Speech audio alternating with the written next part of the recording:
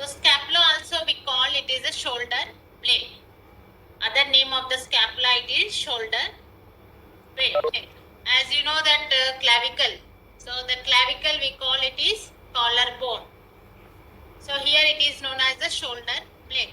So what is that scapula? It is a large, flat and triangular bone located on the upper part of posterolateral aspect of the thorax against the second to seventh ribs. So this is very important, that location. So location of this. So here you can see I am describing this scapula. So here you can see it is a triangle, flat bone located at the upper part of the posterior. This is the posterior side and lateral aspect. So against second to seventh ribs. So you can see 2, 3, 4, 5, 6, 7. 7 ribs. Against the second to seventh ribs it is located. So this is the exact location of the scapula. So this scapula location helps to know some clinical importance of this scapula. So now coming to that, we said it is the external parts. So we should know first the external parts. So what are the parts, external parts? So here that body is triangular, as we know that it is triangular and it is very thin, transparent, and it presents two surfaces. The two surfaces known as costal surface and dorsal surface. So the two image here you can see. So the upper image it is showing the costal surface. So the costa means it is a rib. So that rib impressions you can see over this surface. So this is the costal surface. And the dorsal surface means it is a posterior surface. So this image it is dorsal surface. So that scapula is having two surfaces, costal and dorsal. And the three borders, one is the superior, lateral and medial border. So here in this image you can see this is the superior border and this is the lateral border and this is the medial border. So the three borders you can see, and it is having three angles. So the three angles are inferior angle, superior angle and lateral angle. So the lateral angle also known as the acromial angle. Like that, the scapula having the two surfaces, three borders, three angles, and it is having the three processes. So I will show you the processes. So like that, these are the parts. So the parts of this, you can see, this is the border, lateral border, and this is the medial border, and this is the superior border. So superior and lateral, then medial border. So you will have that inferior angle, superior angle, then you will have that one more angle here, that acromial angle or lateral angle. So the surfaces, this surface it is showing that costal surface, and where you can see here this process. So this is dorsal surface. So these are the parts of the scapula. So this is lateral angle. What we saw that acromion or lateral. So this lateral angle is lies at the glenoid cavity, near the glenoid cavity. So this lateral angle is thickened and forms that it also known as we call the head. And this constriction at this area is known as the neck. So this portion lateral angle, the lateral angle there is a cavity will be present, glenoid cavity, and there is a thick portion and constricted portion. So these are the parts of the scapula. So the same parts will extend like that. So the scapula, it is highly mobile. So all the movements of that upper limb, you can see that it is highly mobile, and it is consist of 4 parts. Okay. So one is the body and 3 processes. So there last slide we saw that border, surfaces, angles. Here this is the body and 3 processes. body. So this is first we'll see the process, then body. Okay. So the three processes. One is the spinous process, acromial process, coracoid process. So the spinous process, you can see here this portion. So this is known as the spine. Spine of the scapula are known as the spinous process. And the spinous process here, it extends into the broad process that is known as the acromion process. So spinous process, here acromion process. This you can see at the dorsal surface. Whereas in costal surface, you can see one process, that is the coracoid process. See, this is the small process, coracoid process. And this is the acromial process. So these are the extensions, three processes: spinous process, acromial process, and coracoid process. So it is, we said that four parts out of that three process. And body. So we saw this is remaining that process, the remaining thing of this scapula is known as the body. So body, here you can see that everything, it is that body. Okay. So in that body only we said that there are the angles, borders, surfaces. Then that to this body there is extensions, those known as the processes. See, we'll see that processes we said, no? So what are those processes? So that little bit extension of and description of this process. So here the three processes, spinous process we said. So here you can see this is the extension on the dorsal surface. So this is that spine of the scapula, also known as that spine of the scapula. It is a shelf-like bony projection present. Where it present? Dorsal aspect. So this spinous process we cannot see in that costal surface.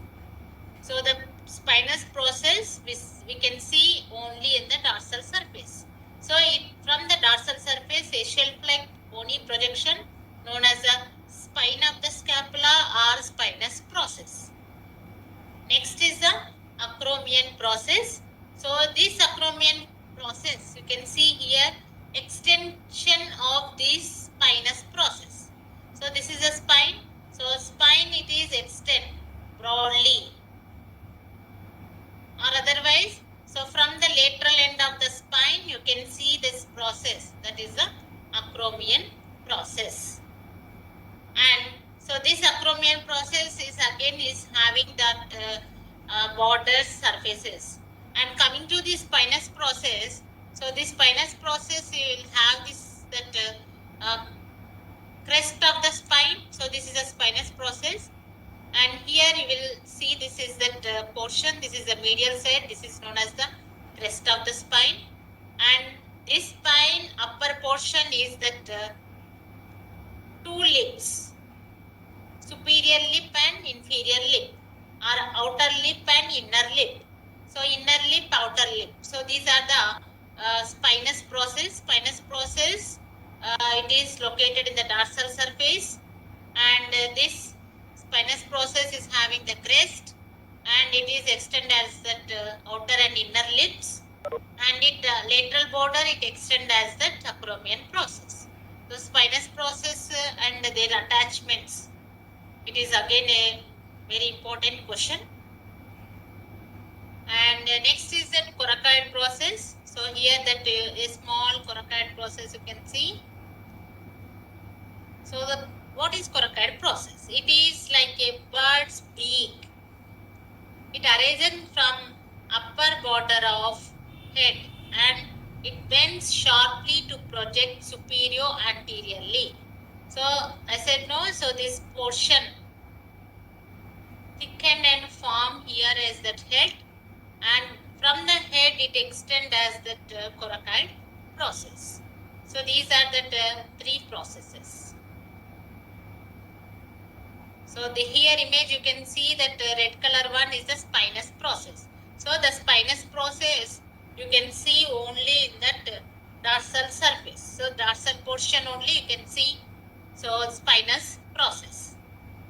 and above the dorsal portion is the acromial process.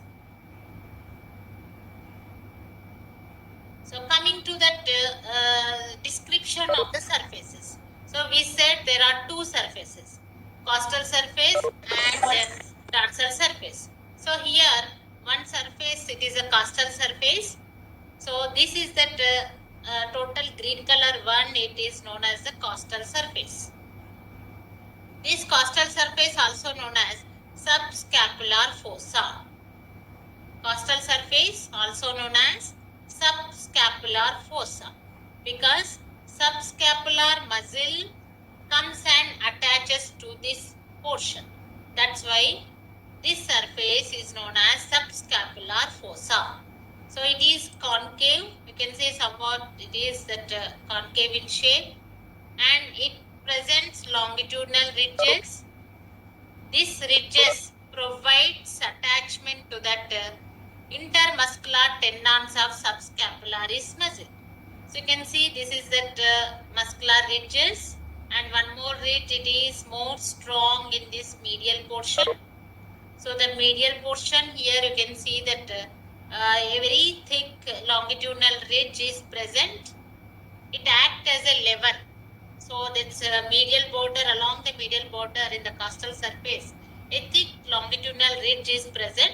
So that act as a lever for these movements of the scapula. So costal surface here nothing but it is also known as that subscapular fossa.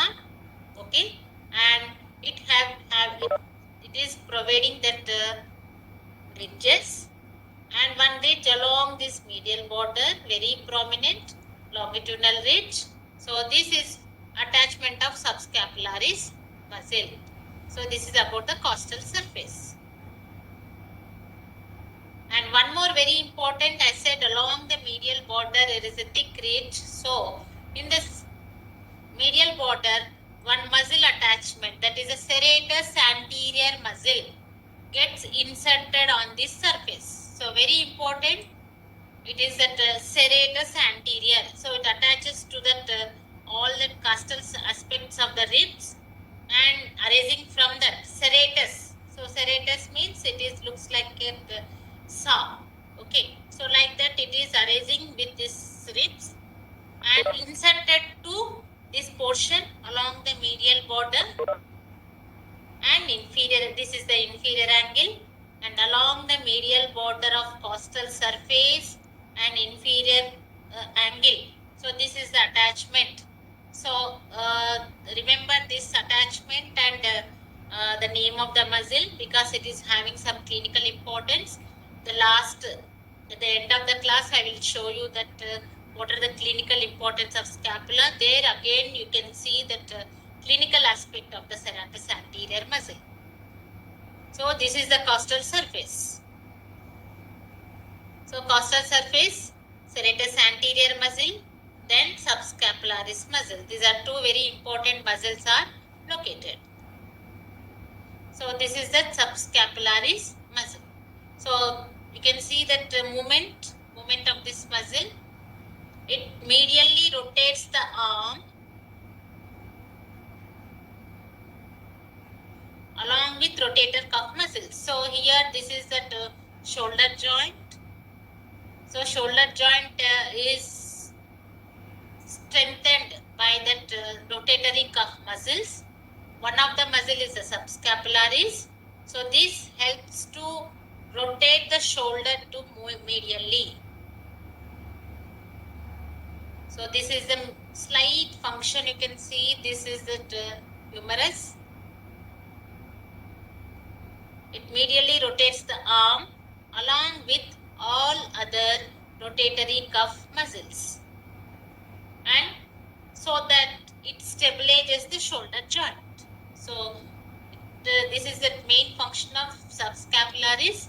So this is a costal surface of the scapula. Costal surface of the scapula totally occupies by the subscapularis muscle, and this gets inserted here. You can see the lesser tubercle of the humerus, and it helps in rotation of medial rotation of the shoulder joint. So the coming to that next surface, it is a dorsal surface. So the dorsal surface, we'll see that this is the portion dorsal surface.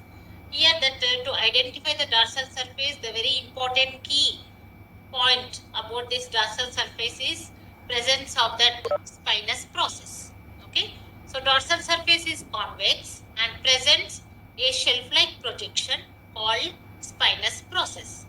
So the presence of spinal process itself, it is indicating that is dorsal surface. And the spinous process divides this dorsal surface into supraspinous and infraspinous fossa. So this here, this diagram you can see, this is the spine process and this is the supraspinous fossa and infraspinous fossa. So this image again you can see, this is the fossa. This spine divides this surface into two fossa. And one sphenoglenoid notch. So here the red color one you can see, this is the sphenoglenoid. So name it is telling, this is the spine, this is the glenoid cavity. So this location you can see in between the spine and glenoid cavity. That's why it is known as sphenoglenoid notch.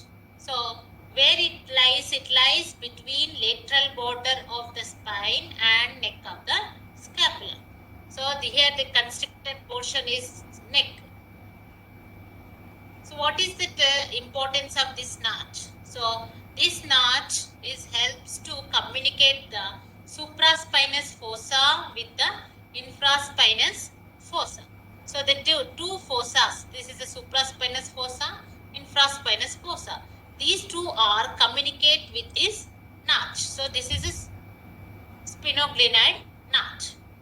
And from here, suprascapular nerves, vessels pass. So supraglenoid vessels and nerves pass from superior to inferior fossa of this supraspinous fossas. So this is the importance of this notch. So where you can see suprascapular vessels and nerves passes, and it gives communication between these two fossas. So other attachments of this dorsal surface. So the dorsal surface we saw last slide, that is the spine process, supraspinous fossa, infraspinous fossa and sphenoglenoid notch. So that one more important, the supraspinatus muscle. So look at this diagram. So this is the muscle.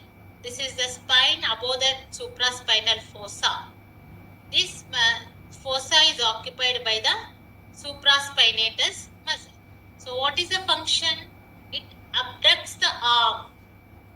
So very important, supraspinatus muscle initiates the abduction of the arm and it laterally rotates the arm. So abduction and lateral rotation of the arm is that importance of our function of the supraspinatus fossa. So here you can see that supraspinatus fossa. So abduction of the arm is very important function. So this function is initiated by the supraspinatus muscle, and so the main abduction of the arm is the deltoid, of course, but this muscle just initiate this movement. And one more muscle, that is the infraspinatus muscle. So this is the infraspinatus fossa. It occupied by the infraspinatus muscle. So here this function of this muscle, here it is lateral rotation. So laterally it rotates the arm by turning the tantia surface away of this. You can see here. So this is the infraspinatus. You can see that lateral rotation. So these are very important scapula muscles which helps in movements of this shoulder. And the third muscle you can see, this is teres minor. So this muscle you can see, this is the teres minor. So the teres minor helps in adduction and lateral rotation, and it also stabilizes the shoulder joint. So see that movement. adduction and lateral rotation. This is the teres minor muscle. So arising from upper 2/3 of the lateral border. So here this is the lateral border, upper 2/3. So this is the teres minor, and teres major muscle. This is the teres major lies below the teres minor. So this muscle is the latissimus dorsi. So this is the total very big muscle, that is the latissimus dorsi. So this arising from the inferior angle. You can see this is the inferior angle of the scapula. So all these muscle you will read in detail about in the back region. Okay. So here I am just giving that what are the muscles attaches to scapula. So the scapula dorsal surface, we saw that one supraspinatus, one infraspinatus, one teres minor muscle, then teres major muscle, and inferior angle you will see that latissimus dorsi muscle. So two surfaces we finished, costal and dorsal surface. Now coming to borders. So it is having that superior border. So this is a superior border. The superior border prominently you can see in the costal surface. So it a superior border you can see, and it lies between the superior angle and here it is that lateral angles.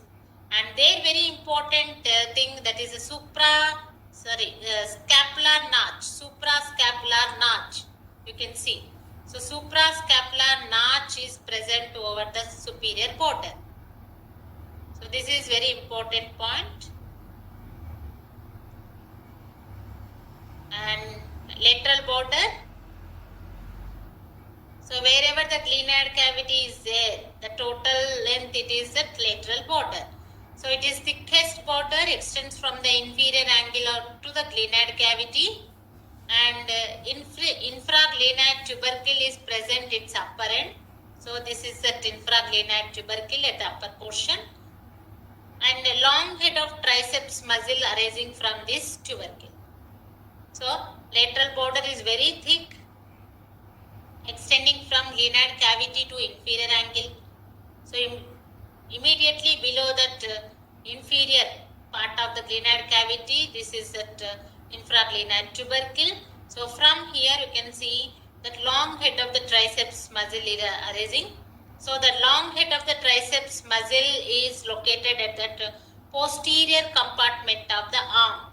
So this is the posterior compartment. You will have only one muscle, that is the triceps muscle. So this arising from infraglenoid tubercle. So this is the infraglenoid tubercle. So this is total. This is that infraglenoid tubercle, and this is the inferior angle. So this inferior angle and infraglenoid tubercle. So these are very important points at this lateral border. So next is that medial border, and the medial border also known as the vertebral border. So here you can see this is that vertebral border or medial border. So this is that border total. So lateral border we saw from glenoid cavity. So here this is that medial border or known as that vertebral border, extending from superior angle to inferior angle.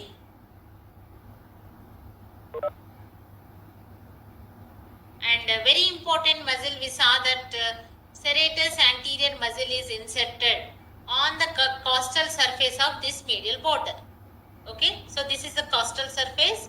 So along this medial border, this is the serratus anterior muscle inserted. So this is that you can see, we saw that costal surface. This is the serratus anterior muscle attachment.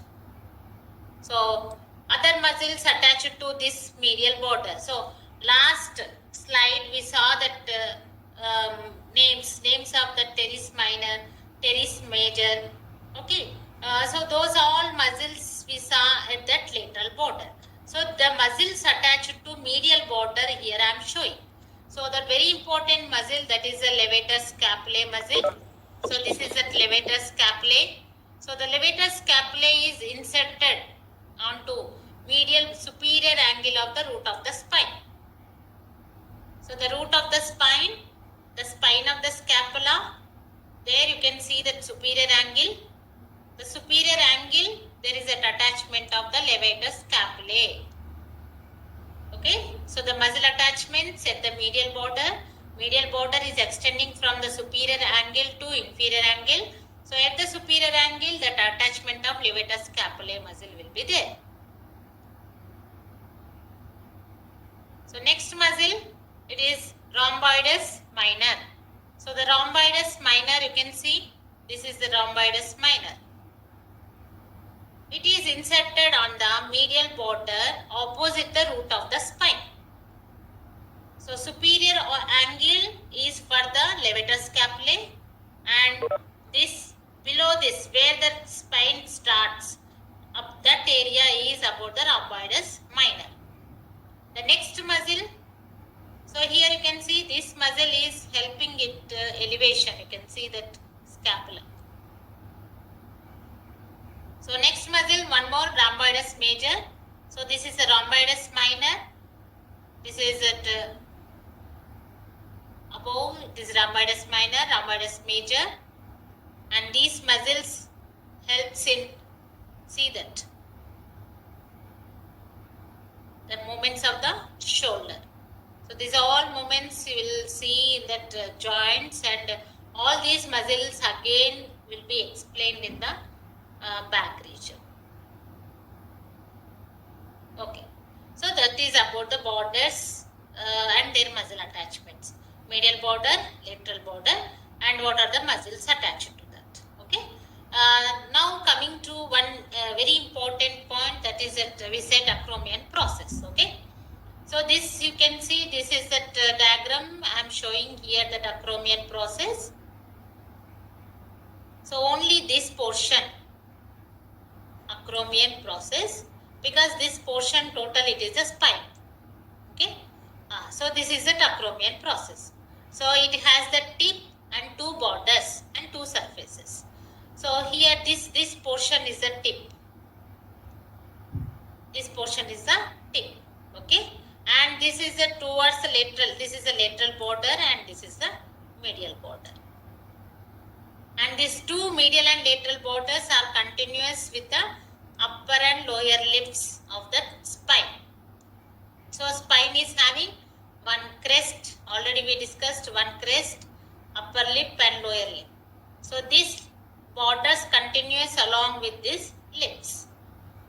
And whereas this is the superior surface, so the superior surface of that acromion process is somehow rough and very subcutaneous.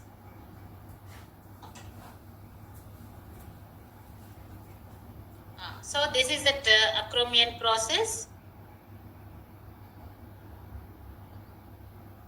and this is that spine of the scapula extending up, that is the acromion process.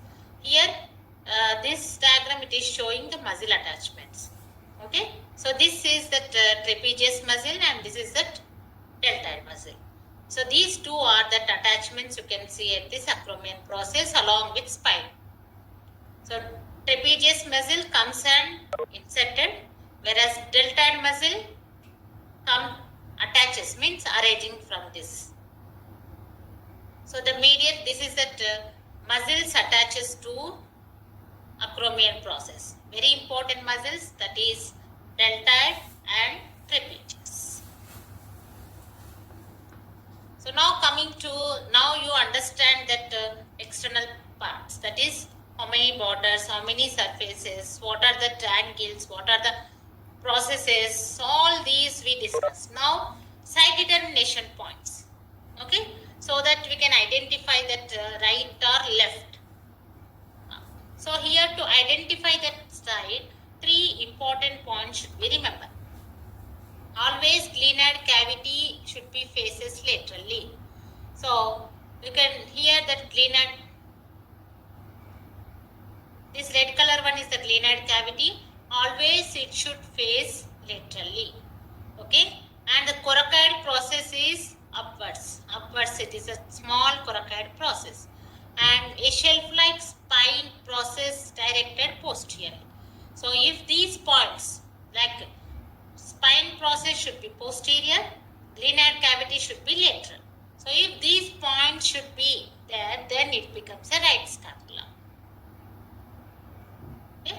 So this is a glenoid cavity and this is a spine. Okay. So this is a dorsal surface and it is facing that laterally. So laterally facing and dorsal surface.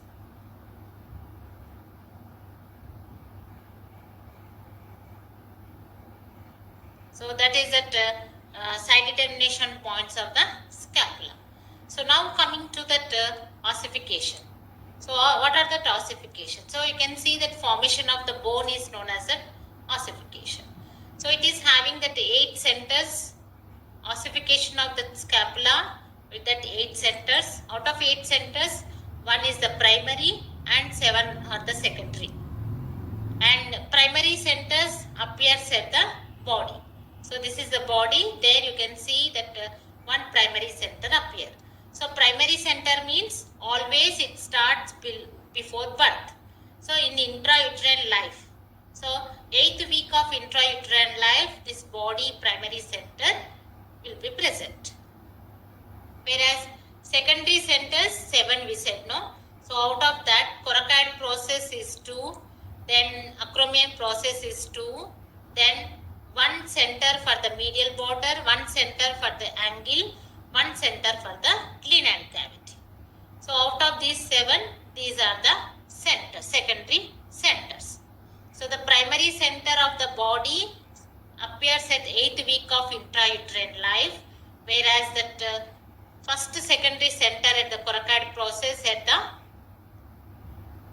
first year of postnatal life, but these two attaches to, these two should fuse. So these two are fuses at the 15 years of age. And all other secondary centers, they appear at puberty, but all these together fuses at 20th year. Okay, till the 20 years of age, that ossification will continuous. So this is about that ossification. So ossification, again I repeat this ossification.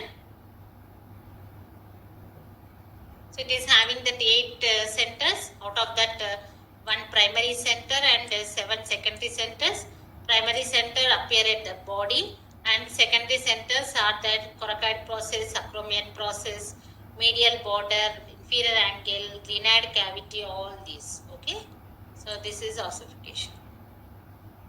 Now coming to clinical aspect of the scapula. So I said no, one serratus anterior muscle. Serratus anterior muscle is attached to the medial border of the costal surface. Okay. So what is this? We'll see. So when that serratus anterior muscle, this is the serratus anterior muscle. Okay. So this you can see that serratus anterior muscle arising from the ribs and attaching to this. It goes inside of this and attaches along the medial border on the costal surface. So if anything happen, means any nerve supply damage or serratus anterior paralysis may causes, there is winging of scapula. So winging means there is a prominent of the medial border. So this you can see, this is the prominent of the medial border. So when person pushes this or that wall, so you can see here this is the prominence of the medial border. This is known as the winging of scapula. So what will happen when, why it is happen? Because serratus anterior muscle paralysis. So this may causes the winging of scapula because it gives strength to the scapula. It attaches along the medial border. So if that muscle gets paralyzed, then there is a prominence of this border appears. So one more clinical importance, that is Sprengel's deformity of the scapula. So also known as congenital high scapula. So what is it? We'll see.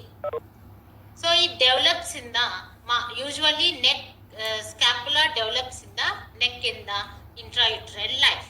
Okay. After that, it migrates downwards and occupies the adult position. So what we saw there, second to seventh ribs. Okay. So it occupies there.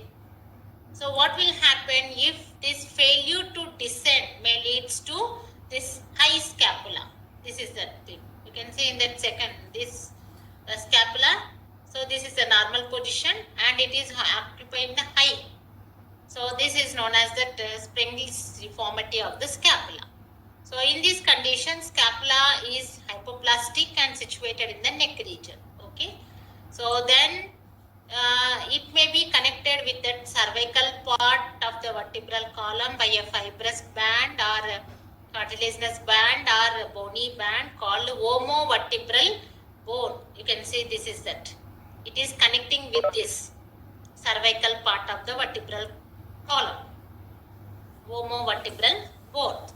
So by the surgery, if it attempt to bring down the scapula by surgical procedures, it may damage or it may causes injury to the brachial plexus. So this is one important clinical aspect of the scapula. Okay. So this is about the